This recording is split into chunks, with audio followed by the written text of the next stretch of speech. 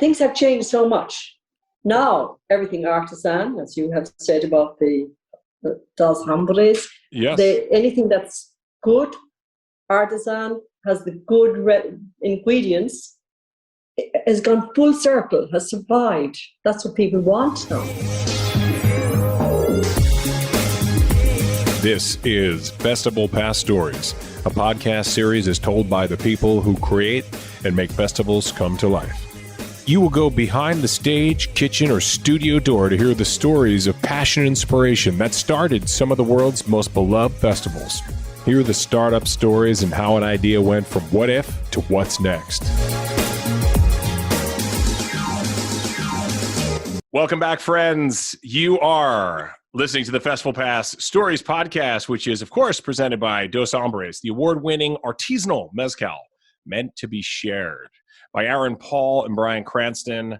Have a drink with us at doshombres.com/delivery. Now, on Festival Pass Stories, we always take you behind the scenes to give you the very best in food, drink, and live events. And today, we go behind the kitchen door, inside the writer's head of the author, the chef, the innkeeper, and the entrepreneur, the legend of County Kerry, that is Maura O'Connell Foley. Maura, it is a pleasure having you join us, and I know that you are joining us now from the Shelburne Lodge in Ireland. And folks, they're about 5 hours ahead, so it's at the closing of her day. Oh, excuse me. Don't make me sing. Don't make me sing, Maura. Please stop begging me to sing. But honestly, it's hard not to sing because it is St. Patrick's Day, or as I say around here, St. Patrick's season, because there's usually a zillion events. But here in New York and Ireland, although perhaps it's going to be a bit muted again this year, there still will be song, dance, things, virtual, whatever. And I understand that your musical taste is more jazz than maybe a traditional trad band or something like that. Exactly. But we have some wonderful, we have the best of music. We have wonderful traditional musicians. They're just astounding. You know, we've got people like Shauna Rita. And then if you want to go to the jazz end, you have U2. U2. The other extreme. We have cover all echelons of all the music, different categories. The Irish take credit for a lot of things, but I don't want them to take credit for creating jazz. We still like to call that America's classical music, although pull up an article in the New York Times and they might disagree with that and say they're doing it a disservice. I disagree. I enjoy my jazz as well, so we can have a separate podcast conversation about that one another time. But we should probably rename this podcast Two Irish People Walk Into a Bar. But then people will say, no, there's a pandemic raging. You can't. Social media will go nuts. They'll lose their collective mind. You can't walk into a bar. All right, everybody calm down. We're just talking. But on that note of St. Patrick's Day, or as it was known last year, March 17th, it was just another blur's day on the calendar, because it was really a sad, historic day, a marker in the history of COVID, that the world really just came to a halt. And being in the hospitality business, that had to be crazy for you. And what was going through your mind when you heard this stay-at-home order and no travel and bans everywhere? When that was put into place, what were you thinking? Well, I can tell you, it was totally devastating. We just couldn't comprehend it. It took us, it was so difficult to believe that this could happen.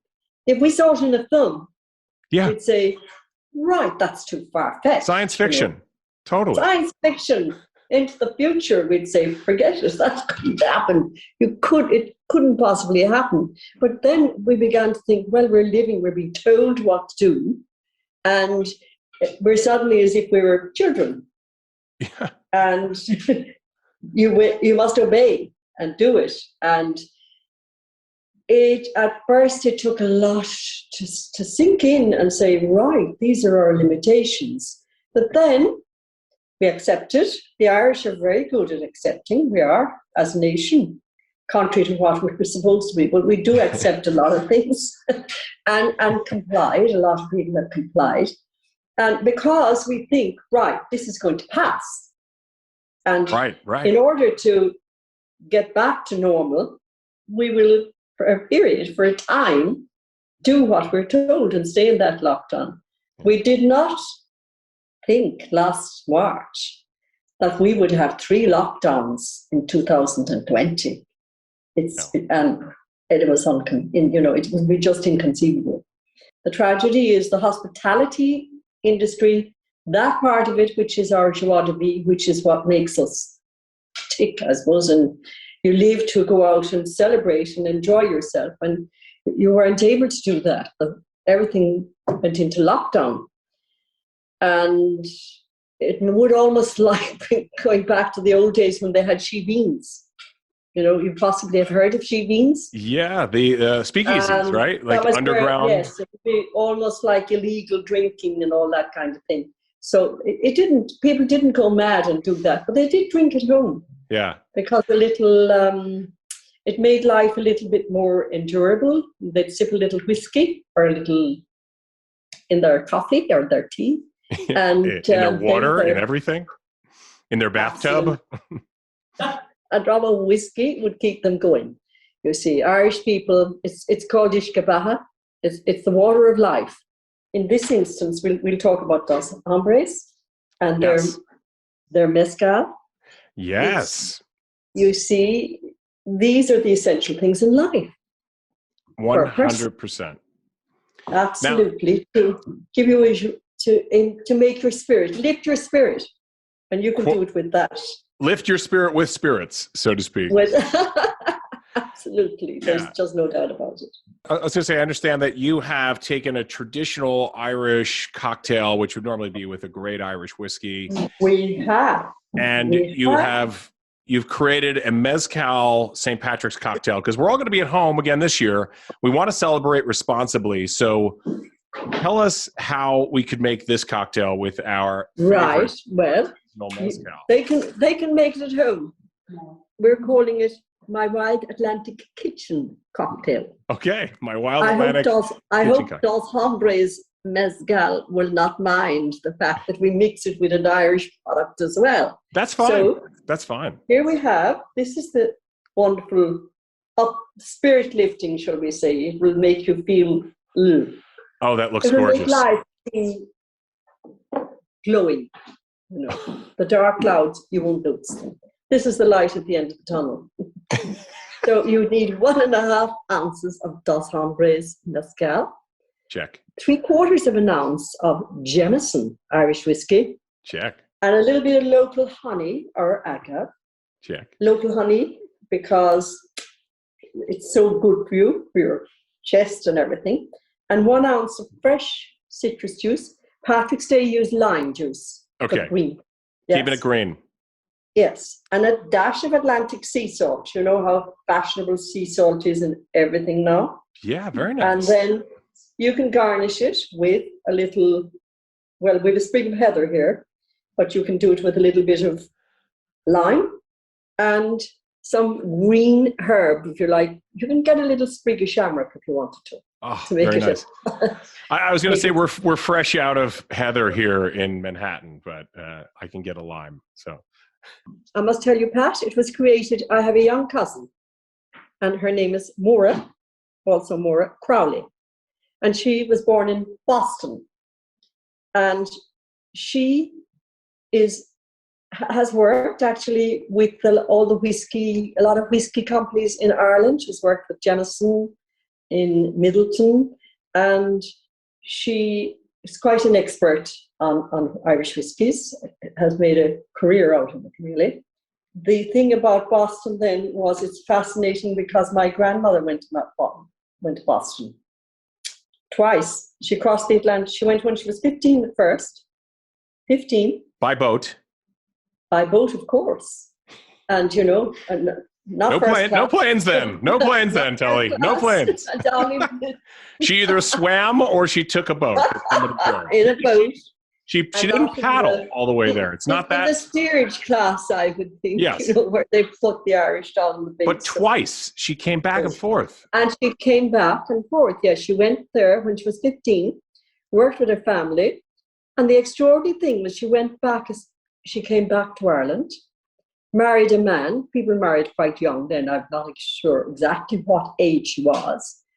And they had 3 children. And the man she married was Crowley, who would have been a cousin of, who would have been very close relative of the Crowley girl that I'm talking about. And what he did then was he died. She had 3 children. So she had no choice. They were sent out to the country. It happened quite a lot in the old days. The grandparents looked after the 3 children, and she went back to Boston. Like by herself on a boat as a young woman. Like second time. One didn't think it was possible. You thought everybody that went to America either died on the way or never again came back. And if they were lucky enough to come back, well, they were lucky, but not generally. And then she came home a second time and married my grandfather, who was handy. So therefore she had 2 husbands. The second time she went with that family in America, in Boston, they taught her to cook. She was put into the kitchen this time. She was just a maid the first time. And she learned to cook, and she was actually, when she came back, she was quite famous for her cooking. She lived in Canmere. She was an amazing woman. Her second husband died when my mom was only 6. So she actually had 5 children, no husbands, and went into business. Started a type of grocery shop and buying poultry and butter. And she built this place herself, right? And ran it. She did. And I would imagine at the time that was unheard of for a woman to have not only her own business, but to, it wasn't like that she inherited it from somebody else and took it over. Right. She started this. She was an entrepreneur quite like you. Absolutely. But the interesting thing is there were strong women in those days. Some, Sure. They're actually depending on what position they were in. If they were independent, they were strong.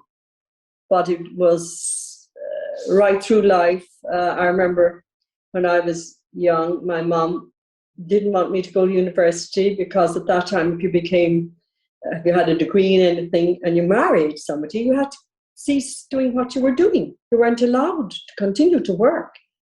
Whereas if you had a business, well, that was your own affair. Your husband couldn't stop you doing that. But the government actually stopped one from continuing to work in your trade, in what you were doing. People have no idea of the restrictions. You talk about the restrictions we have with COVID, but that's how women were until, about 40 years ago, I would think. I'm not sure exactly when it finished. Which is why it's important to highlight these stories, especially during Women's History Month. Yes. Amazing. Yes. Amazing. Yes. And so she was an astounding woman, anyhow. A big card player. A big card player. Okay. Big card player. A gambler or just more in the old days. Well, there was a little bit of gambling, all right, but it would have been very small. But you see, that's how they had this great joie de vivre. What kept them going, I think, in the old days was they loved dancing. You had the kitchen dances. Yeah. They were major. Music, of course, and card playing. They didn't have television. They didn't have all this social media and everything that we have today, but that's how it was. Yeah. I wish we could go back before social media. It's necessary, but it's like it can be a cesspool at times as well. Right, but it's just the way it was, but it was good. And she was enterprising anyhow. And right down to my family my mom was an amazing woman. She went over to England during the war, to London.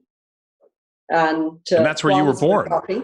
During the Blitz, she went over there in 1941, when the Blitz would have been at its height. And I was born there, but I still consider myself Irish, even though I'm born in London. Yes. You were just visiting. She was just visiting. It was the war. It was crazy. You're Irish, though. That was love, real love. And you did have a food shortage then as well, that you don't have now. Not to the same extent anyhow. People can go to the supermarkets during COVID. Yeah. They have had, actually, people have been buying madly. People are cooking more, maybe, perhaps, at home because they have time. Including me. And yes, and enjoying it, you see. And I think a lot of our young chefs, you know, how they've been affected. We've all been affected. The hospitality has been so, as I said, initially devastating. But the young chefs a lot of them have thought about things, and they're doing a lot of takeaway food. Sure. And also passing on their skills in little, doing videos for people to see how they do things. And I think cookbooks actually sold very well. That's what helped my book. They sure did. Atlantic Kitchen sold amazingly well, in spite of a lockdown and bookshops not even being open. We had we sold it by online. At Amazon.com. You can find the book on Amazon.com, and we'll make sure we talk more about that. Yes, But you're talking about your family history here, and the food industry is in your blood. But was that totally? So was this just natural? Was this where the passion comes from, or for you it seemed to be something different? I mentioned that my mom went to London and during the war. And one of the things that she did, she actually worked. One of the things, she was a great cake maker. Her mom taught her how to make cakes, because I mentioned that when she was in Boston, they taught her how to cook. So I think she passed on some of her skills to my mom and to her other sister. Kathleen was her sister. And she ended up having a small hotel, the Wander Inn in Kenmare, and which is many years later it was sold, but she did start that that was her business. And her husband had a butcher shop, which they still have today, Hurley's Butcher Shop in Kenmare. Shows you how important, the tradition didn't die when the small individual butchers. We've actually got in Kenmare, it shows you what an amazing little town it is, in spite of having Aldi, Lidl, Supervalue and Dunn stores. We still have butcher shops, three of them, which is incredible. I've been to Kenmare, and I can't wait to get back. And I think small businesses in general are the lifeblood of the economy, and small businesses will be that engine to bring cities like mine in New York back from the doldrums that we've been in. Hundreds and hundreds of restaurants and hotels have closed, more restaurants than hotels, but they're all finding ways to get through this. But is this true that, I heard when I think you were 19, you went into business with your mother, you opened a bake shop together. Now, you can't find me an American teenager out there who wants to be in the same car as her mother, let alone, or him, boy or girl, but start a business with mom. Like, how did you guys? Was this your idea? Not quite, no. Because the extraordinary thing is, when my mom came back from London, they came back with my dad. They returned post-war to Kenmare in 1950, which was the Hoodie year, it was called. Anyway. The Hoodie year? What was that? Yes, she started a little tea shop and cake shop. I mean, that would be like, I cannot think what you would compare it with today. Like, it couldn't be more mad, really, because nobody ever went out for a cup of tea or coffee. She did it they appreciated the homemade cakes and that, and they were quite happy with them. She managed, because you had big fair days once a month or twice a month, and you'd make enough money, a few extra pounds and turnover to keep you going. Do you understand? And we had a garage then, because my dad, we had a VW agency, the little Beetles, the little small Beetle. Okay. They had the little VW agency, because the Germans, that car came in the 50s to Ireland. And with a very successful business, but it had a setback. I won't go into the details of that. We sold the garage. We had no way of making a living. We had no professions. And Mom said, look, we'll open a tea shop, she said. So she did. She went and to a man, and her brother said to her, you're mad. Uncle Packy, he said, you're mad. So she went and asked this man, could she rent a shop? Because that time people didn't rent places. We started a little place called the Purple Heather, which still exists in Kenmare today. My sister runs Purple Heather, Grania. And that was in 1960. So you can be adding up decades. And I started. We couldn't afford a mixer the first year we started, so I had to do everything by hand. She had taught me how to do, I was able to do puff pastry, choux pastry, and the second year, 1962, we bought a mixer, which Corny still has, as photographed in the book there, a Hobart mixer. In 1962, we bought it. And there it's still going today. That Hobart company made unbelievable products you will find in people's kitchens. Made to last. Everywhere. No obsolescence. No obsolescence. They probably realized, they're like, we shouldn't have made these so well because people aren't buying a second machine. But I'll give you an idea then of the homemade cakes. Ireland was a little bit like Africa. I lived in Africa. My husband had been in Kenya. He spent 8 years there. I went out there for a little while when I married him. He was a teacher and a Limerick man.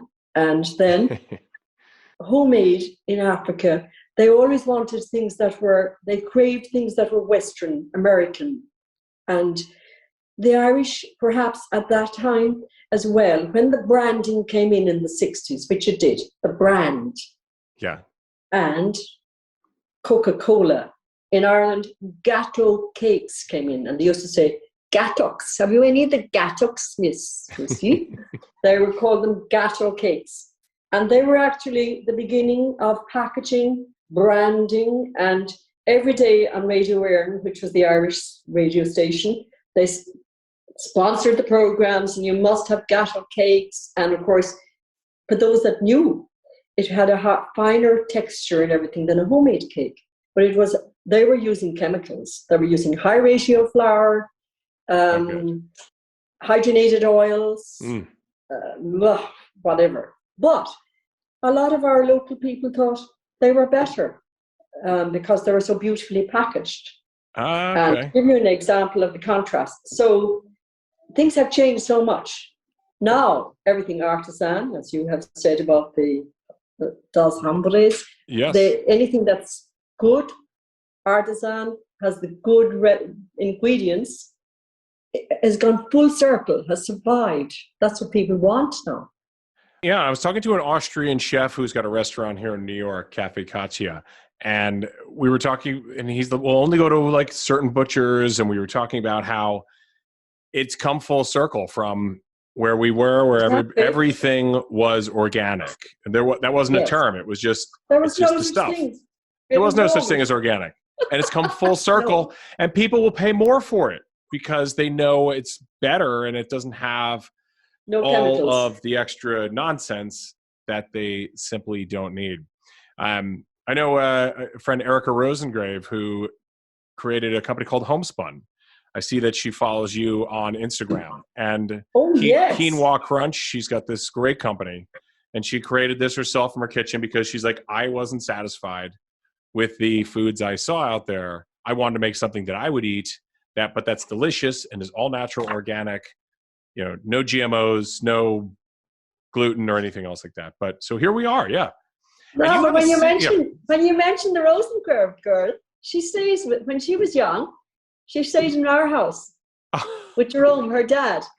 Wow. And Erica and Kate. They stayed with us. They were the same age as our children. Ireland, small country, right? You pick up the phone, call the Taoiseach. Small country. Absolutely. So. Yes. Look, this is what's going to happen here. We're just going to have stories that are going to go on for days, and we're going to know way too many people. But you have the numbers don't make sense. So see if I can wrap my head around this properly.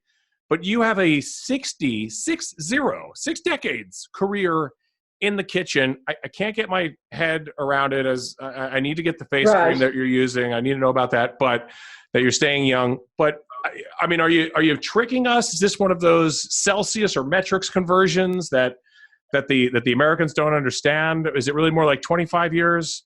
Or is this a legitimate, No. this is really 6 decades in the business? It was 61, the Purple Heather started. And we started that as a tea and cake shop, right? And then we moved to a premises that was a rented premises at £6 a week. And there was a derelict property then across the street, beautiful frontage. And Agnes bought it and started we transferred our tea and cake shop there, which gradually then evolved into a little restaurant because I had a great friend. He had a little trawler and he was actually quite an interesting man, Kevin Cooper. But they started then, they graduated from that. I was getting buckets of fish. The fish would come in buckets. Can you imagine it? And we started serving it. Sounds biblical. Yes. And that's the beginning of, I then realized, it was better it evolved gradually into a restaurant then because I'd go off and work with and your mother's still involved. Now you and your mother still involved. Front of house, I was working. I was doing the inner cooking. And I went and worked then because we had such friends in the food business with a chef called Declan Ryan. Declan was Cork in the Arbutus Lodge, which was a Michelin restaurant. Okay. My whole interest was food. So I'd ring up a chef and say, can I come and work in the winter? Can I, and just to be in the kitchen, do anything, just to see what they were doing. Oh, there were so many. There was a lady over in Devon. I went and worked with her. She was Sonya Stevenson. She was the first Michelin star, right? First Michelin star female chef in the UK. Exactly. Amazing. She was astounding. Oh my God. She was just so astounding because she had an incredible palate. And I found the interesting thing about her, she made the best beef and oyster pie you could get. And I'm sure the people out in the restaurant thought, well, this is simmering, slow cooking all day. But no, she used a pressure cooker. She was like the French. I hadn't ever used phyllo pastry before I worked with her. She was amazing with sauces.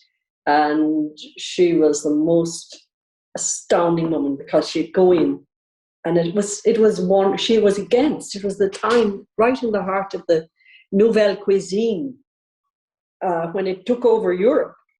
Yeah. She would have in her menus, I am against Nouvelle Cuisine because she wanted regional food with flavor. Okay. She would go to Italy, Austria, and she believed in flavor, in ingredients, and quality. And from what I have seen, you really learn by doing, you learn by watching, and you really didn't have any formal training outside of. No, I did. The only formal training would have been a cordon bleu. I just went off and did an advanced course and Rosemary Hume was there at the time in London in their cordon bleu school there. The old days you started in the kitchen. You might start doing pots and pans, and go right through every bit of that hotel and see how it works and functions. Yeah. And you're actually a better person because you understand each department. So I'm a believer in that in ways. So this is a master class. You're teaching a master class right now. Precisely. Yes. So look, you learned every bit of the restaurant from starting this bakery, then turning it into a restaurant, and then it's on to the next projects. Clearly you were bored. Yeah. That's not enough for you. Then you married your culinary skills with your keen eye and love for the interior world. Yes. And then you renovated an old schoolhouse in Kenmare, which I believe you attended as a child. Exactly. It was such a funny school, I can tell you. It was a co-ed. We had boys and girls, and it was a private secondary school run by a man called Bob Connor and Miss Moore. And it was such a funny school because I can tell you why. You could do a film and it was like the prime of Miss Jean Brodie or something. But in any case, we didn't have uniforms. But our English teacher, Miss Moore, she brought her dog, which was a large Dalmatian, or Alsatian, sorry, into the classroom. And it sat at her feet. Right, that was that.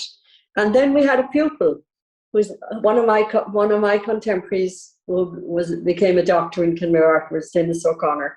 Unfortunately, not alive now. But he brought his sheepdog in. He brought his dog into the classroom. And the sheepdog will be above where that school is now, where the lime tree is now. That's where the restaurant. That was the restaurant, the lime tree. So beautiful, such a beautiful place. But it's still the lime tree.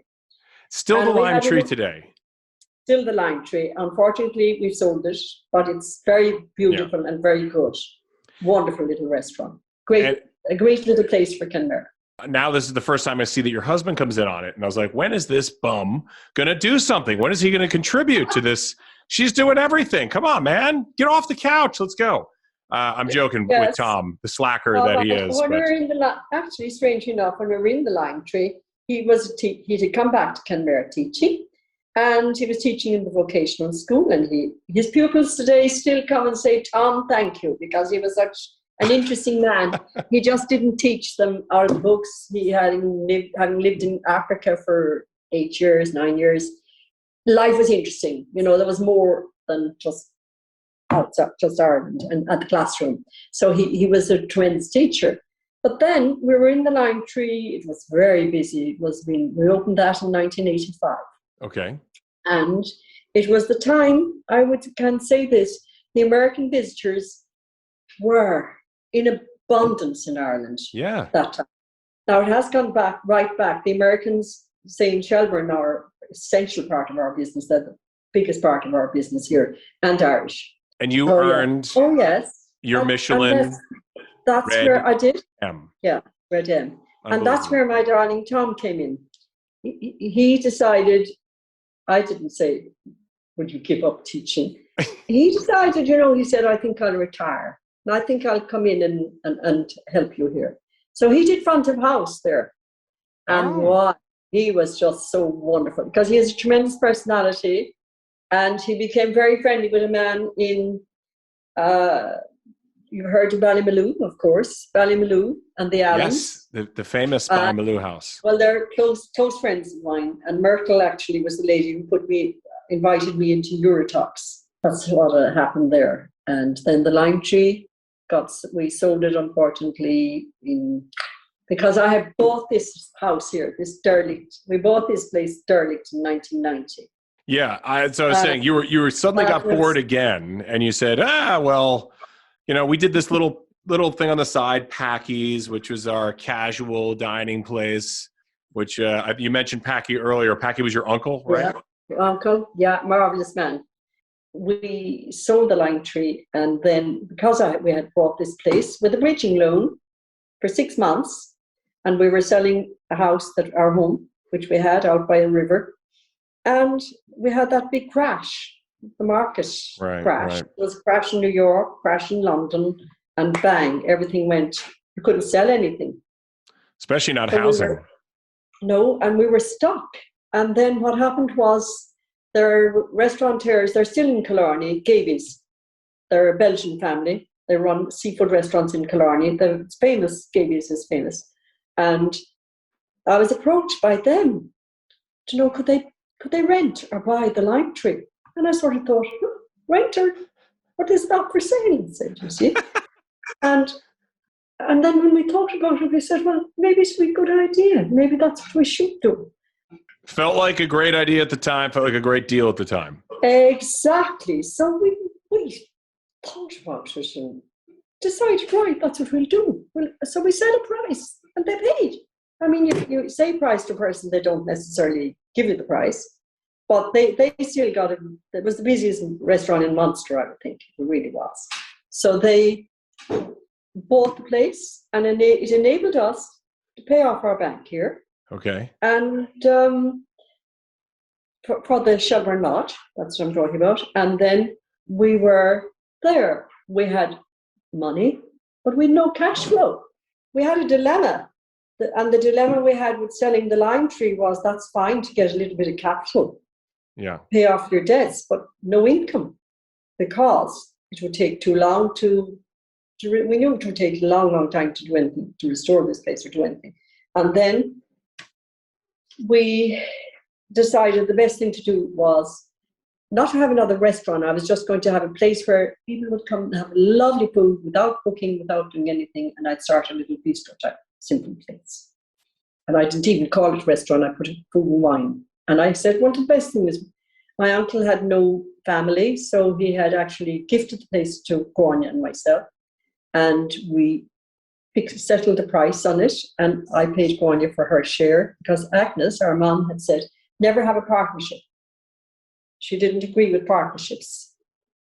And it was interesting. She had a theory on it. Yeah, there's a lot of people who would agree with her on that. Yes. And we wanted to remain friends, which we are to this day. She's my best friend.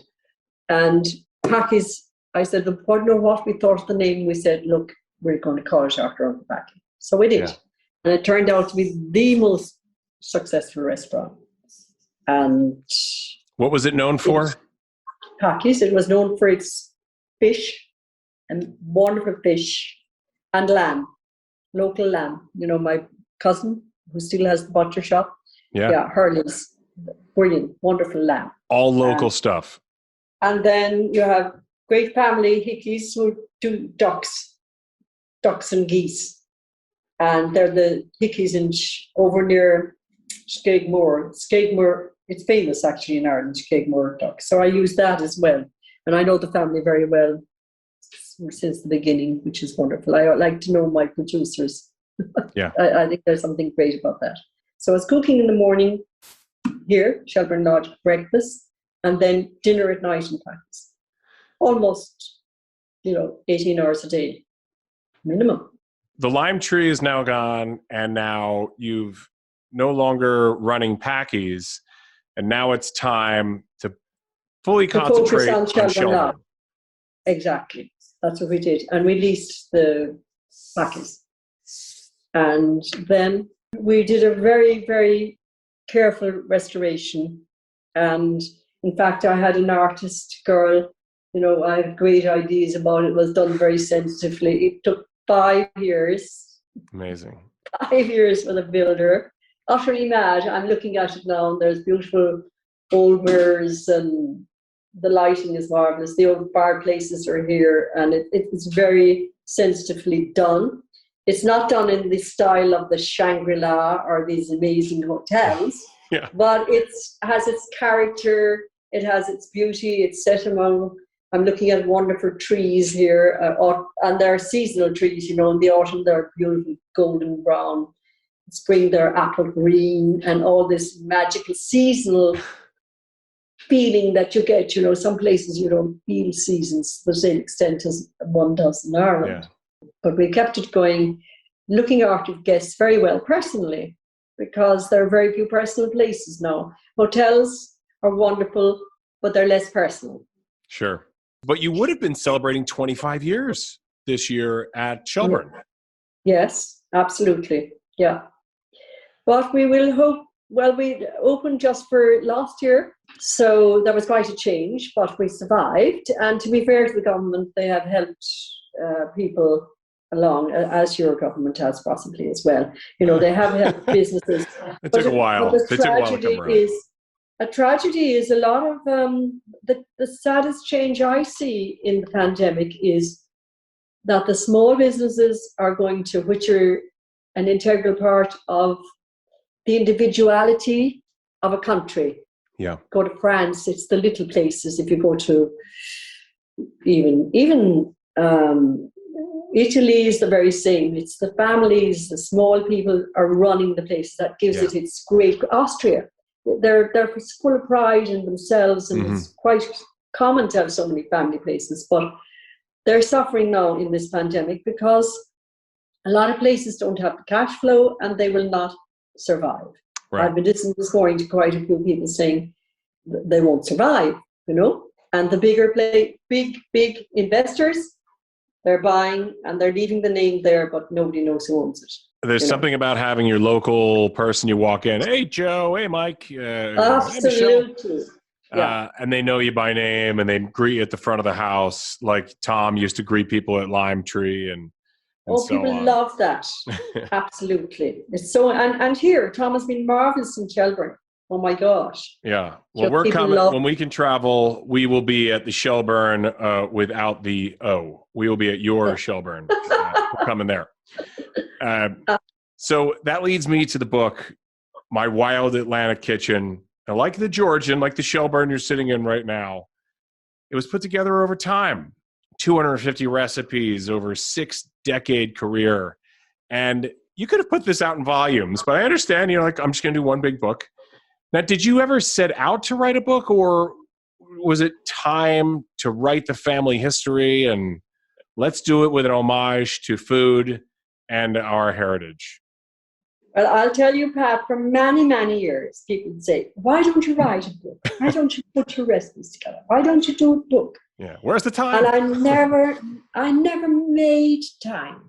I was too busy chopping something or cleaning. I'm a very basic person because I like to do everything. And even my policy would be clear as I go. I don't expect somebody to clear behind me. I do it. And that's how I am. But the book, I said, what? I was having a little holiday. So I was landed down to a little coffee shop in Elizabeth Street, or a street I love in London.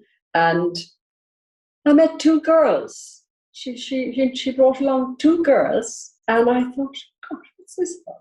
That was the beginning. She said, we're thinking that we'll do a book. Grace said. And it hadn't been discussed much with me, I can tell you. Yeah. So I was a little bit sipping my coffee and thinking a little bit indignant. And anyhow, it went from there.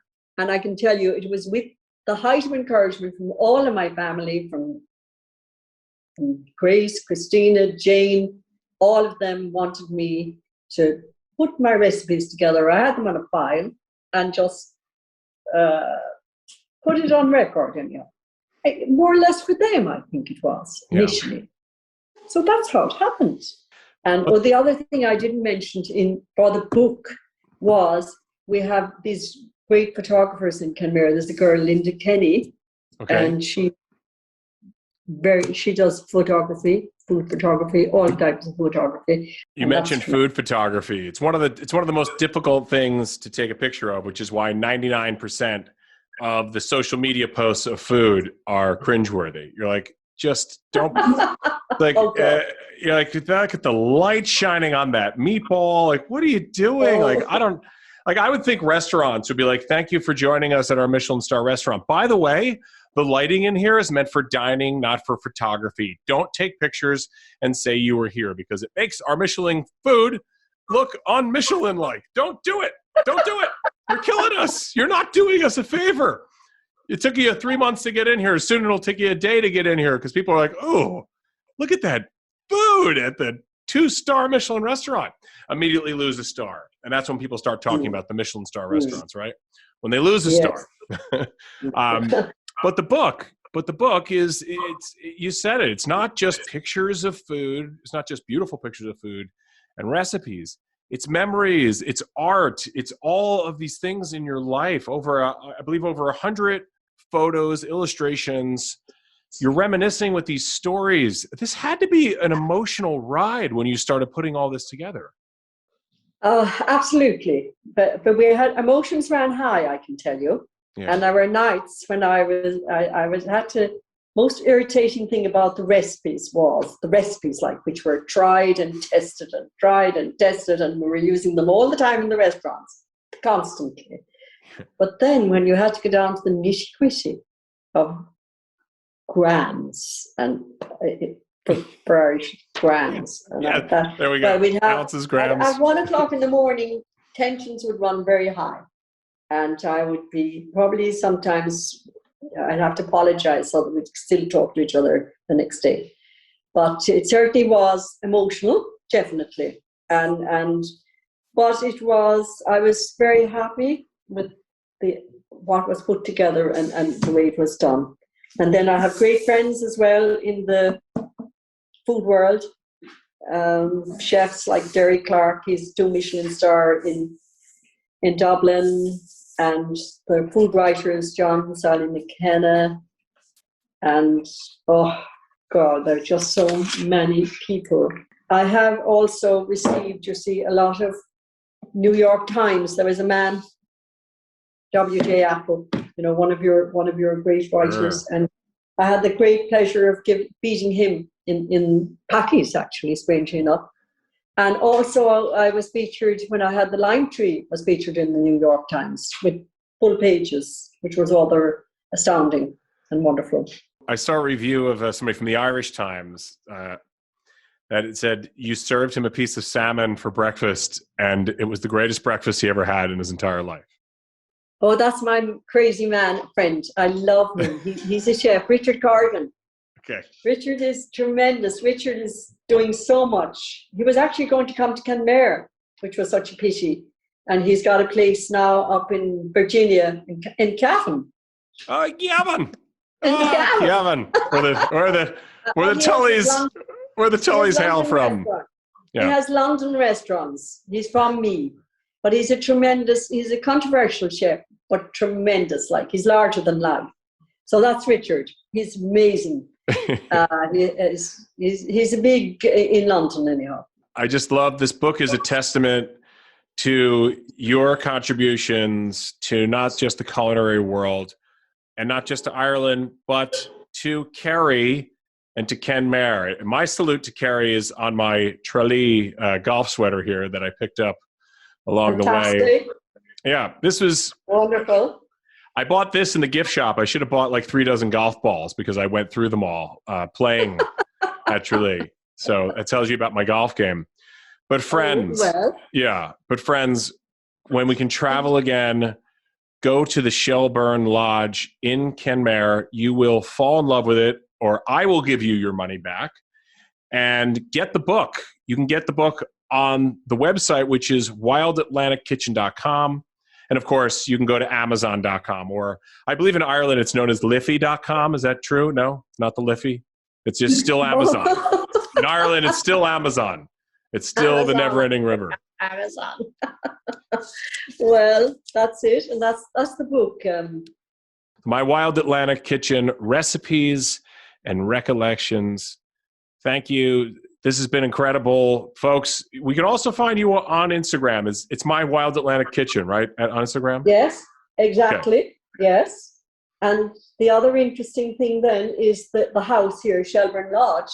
Yes. In 22, we're also going to offer it because I have a lot of American friends, and they're always wanting to rent, for a week so they can bring their whole family. Yeah.